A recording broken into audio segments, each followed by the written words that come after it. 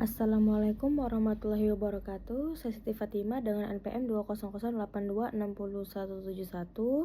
Di sini saya akan mempresentasikan tugas 1 min map di BSO 2 dengan judul Anatomy of Auditory System.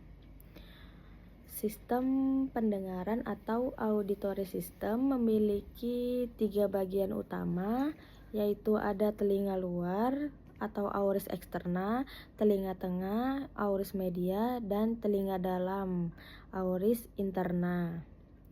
Selain untuk mendengar, bagian dari telinga dalam juga berperan penting untuk menjaga keseimbangan tubuh atau fungsi vestibular. Yang pertama ada telinga luar atau auris eksterna, memiliki struktur yaitu yang pertama ada auricula, struktur tulang rawan yang terlihat dari luar, berfungsi untuk menangkap dan mengarahkan gelombang suara ke saluran telinga.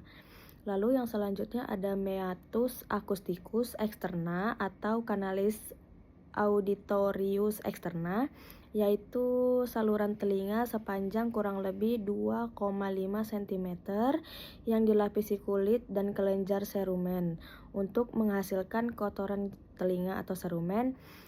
Lalu yang selanjutnya ada membran timpani atau gendang telinga, yaitu selaput tipis yang memisahkan telinga luar dan tengah bergetar saat terkena gelombang suara. Fungsinya untuk menangkap gelombang suara dari lingkungan dan juga mentransmisikan gelombang suara ke gendang telinga. Itu fungsi dari auris eksterna. Lalu yang kedua ada telinga tengah atau auris media, yaitu ruang berisi udara di dalam tulang temporal yang menghubungkan telinga luar dan dalam. Strukturnya, yang pertama ada ossicula auditoris atau tulang-tulang pendengaran kecil seperti malleus, incus, dan stapes, yaitu tulang terkecil di dalam tubuh. Lalu yang kedua ada tuba eustachius atau saluran faringotimpani, yaitu menghubungkan telinga tengah dan dengan nasofaring yang berfungsi untuk menyeimbangkan tekanan udara. Lalu yang selanjutnya ada jendela oval atau oval windows, yaitu tempat stapes menyalurkan getaran ke koklea.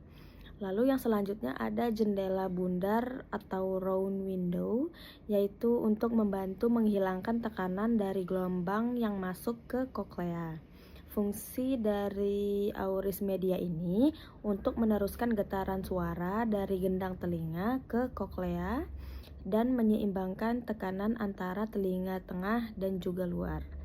Lalu yang ketiga ada telinga dalam atau juga auris interna, merupakan bagian terdalam dari telinga yang terletak dalam tulang temporal. Struktur dari auris interna ini ada koklea, yaitu struktur spiral yang mengubah getaran suara menjadi impuls saraf atau proses transduksi. Di dalam koklea terdapat organ korti, yaitu reseptor pendengaran utama yang mengandung sel rambut atau hair cell.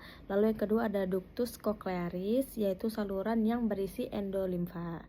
Lalu yang kedua ada sistem vestibular atau alat keseimbangan, yaitu dia terdiri dari kanalis semicircularis atau semicircular kanan, yaitu untuk mendeteksi gerakan rotasi. Lalu ada utriculus dan sacculus, yaitu untuk mendeteksi posisi kepala relatif terhadap gravitasi atau gerak linier. Lalu yang selanjutnya ada vestibulocochlearis, yaitu nervus 8, fungsinya untuk mengirimkan sinyal dari koklear dan sistem vestibular ke otak, terdiri dari 2 cabang. Yang pertama ada nervus cochlearis atau pendengaran dan nervus vestibularis atau keseimbangan. Fungsi dari auris interna ini yaitu untuk mengubah getaran suara menjadi sinyal listrik untuk otak dan mengontrol keseimbangan orientasi tubuh. proses pendengaran. Saya akan menjelaskan proses pendengaran dengan singkat. Yang pertama yaitu gelombang suara yang ditangkap oleh auricula akan masuk ke meatus acousticus externus. Selanjutnya, gelombang suara tersebut akan mengenai membran timpani dan akan menyebabkan getaran. Getaran tersebut akan diteruskan ke malleus. Setelah sampai di malleus akan diteruskan ke incus, dan setelah di incus akan diteruskan ke stapes. Lalu stapes mendorong ke jendela oval dan akan menciptakan gelombang di dalam koklea. Lalu yang selanjutnya, sel rambut yang ada di dalam organ korti akan merespon gelombang suara dan akan mengirimkannya ke impuls saraf koklearis. Yang selanjutnya dari saraf koklearis ini gelombang suara akan diteruskan ke otak atau lobus temporal yang akan diterjemahkan menjadi suara. Adapun hubungan dari otak dan pendengaran, yaitu impuls pendengaran diproses di korteks pendengaran primer yang terletak di gyrus temporal superior otak. Lalu sistem limbik juga terlibat dalam aspek emosional suara, seperti suara ketakutan terhadap suara keras.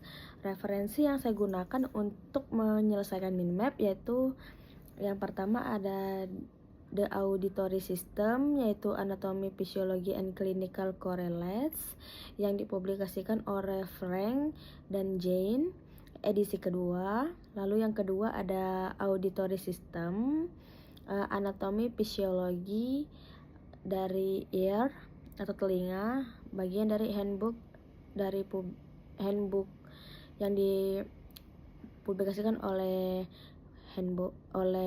Grace. Lalu selanjutnya anatomy practice dari ear yang dipublikasikan oleh Susan. Lalu ada structure and function in the auditory system from cochlear to cortex yang dipublikasikan oleh David Friedland dan juga Albert. Sekian presentasi dari saya akhiri. Saya ucapkan terima kasih. Assalamualaikum warahmatullahi wabarakatuh.